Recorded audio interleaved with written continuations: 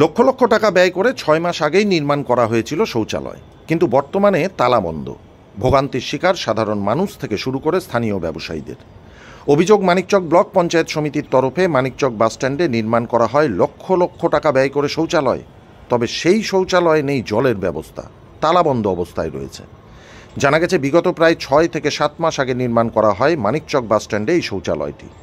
মানিকচক পঞ্চায়েত সমিতির তরফে প্রায় ৩.৫ লক্ষ টাকা ব্যয় করে নির্মাণ করা হয়, তবে নির্মাণের পর থেকেই নেই জলের ব্যবস্থা, তালাবন্ধ অবস্থায় রয়েছে, এমনটাই অভিযোগ করছেন স্থানীয় লোকজন।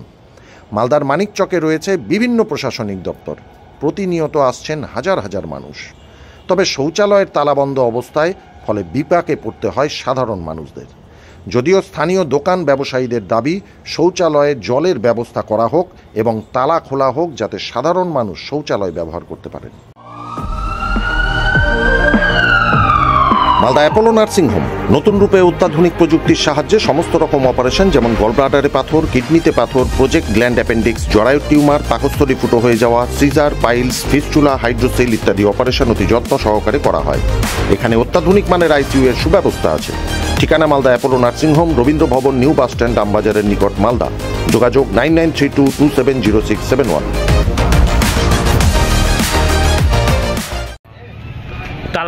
ताला तो बंद है, चाबी है, लेकिन उसको चाबी नहीं मिलता है, पानी नहीं है तो जाके क्या करेगा अंदर, और तो जाके वो मतलब कि गंदा करेगा अंदर जाकर। आप कितने दिन से यहाँ पर व्यवसाय कर रहे हो? साल भर से। साल भर से कोई टॉयलेट नहीं है ये स्टैंड में? हाँ था, पहले था, पुराना था तो उसी को तोड़ के बना है। ये क्या चाहते हैं क्या चाहते हैं आप लोग?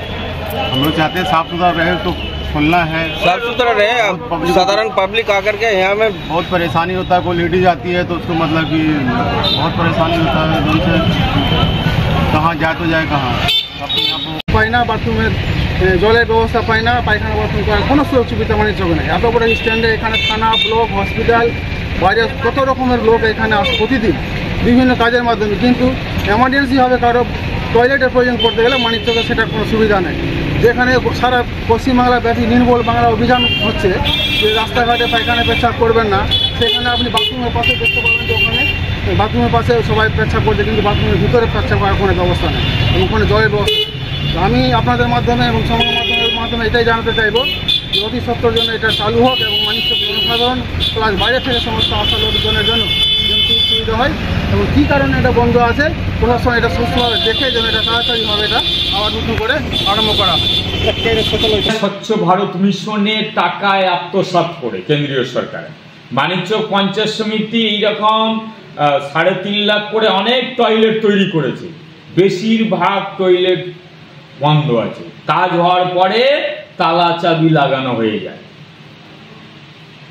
মানিকচক স্ট্যান্ডে এত জনবহুল জায়গায়, দু জায়গায় বাস থামে, আসা যাতায়াত করে, প্রচুর লোকের সমাগম হয়, অথচ সেখানকার টয়লেট মানিকচক পঞ্চায়েত সমিতি ৩.৫ লক্ষ টাকা দিয়ে তৈরি করেছে, তালা বন্ধ।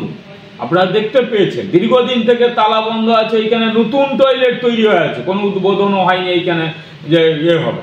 তার সাথে সাথে জলের ব্যবস্থা নেই ওই টয়লেটে।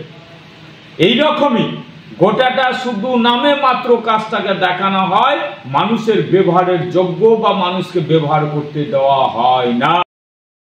মালদা মানিকচক থেকে পার্থ ঝায়ের রিপোর্ট, সংবাদ বাংলা।